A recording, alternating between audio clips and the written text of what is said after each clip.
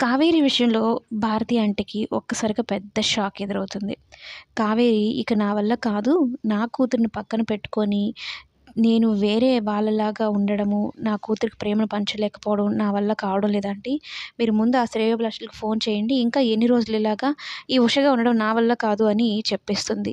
అయితే నాకు తెలీదమ్మా, ఆయనే ఫోన్ చేస్తాడు. ఆయన చెప్పినట్టే నేను చేస్తాను. ఎప్పుడో డిఫరెంట్‌గా ఫోన్ నంబర్ నుంచి చేస్తూ ఉంటాడు.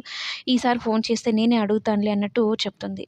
మరోవైపు దేవకి పెద్ద షాక్ ఇస్తాడు బాలరాజు. ఒక్కొక్కటిగా చిన్ని, కావేరులకు ఏ అడ్డు, ఏ ప్రమాదం లేకుండా, ఏ ఇబ్బంది లేకుండా ఒక సైడ్ నుంచి నరుక్కొస్తున్నాడనే చెప్పొచ్చనమాట. దేవాకి పెద్ద షాక్ ఏంటి అంటే, దేవ అందరి దృష్టిలో అంటే ఒక పెద్ద మనిషిలాగా చలామణి అవుతూ రాజకీయ పరంగా కానీ అట్లాగా దందాలు అనేవి చేస్తూ ఉంటాడనమాట. కొంతమంది బిజినెస్ పార్ట్నర్స్ పెట్టుకొని. వాళ్ళకి బాలరాజు ఫోన్ చేసి బెదిరిచ్చుంటాడు.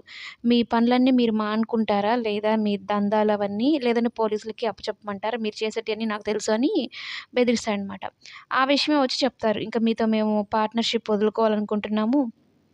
ఇక మీ వర్క్ మీదే, మా బిజినెస్ మాదే అన్నట్టు చెప్తే, సరే అన్నట్టు నవ్వుతూ చెప్పి, ఒక ఫ్లవర్ వాస్ తీసుకొని ఒకడిని కొట్టి చంపేస్తాడనమాట దేవ.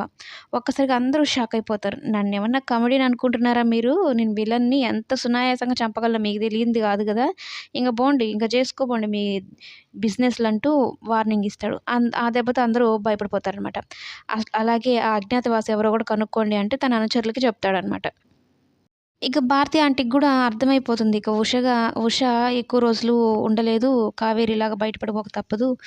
బాలరాజుకి ఫోన్ చేసి ఏదో ఒకటి చేసి ఆ దేవా పని పట్టమని చెప్పాలి. వీళ్ళిద్దరిని ఇక ఎక్కువ రోజులు దూరంగా పెట్టలేమేమో అని భారతి ఆంటీ గూడా అనుకోని బాలరాజుకి ఫోన్ చేస్తది.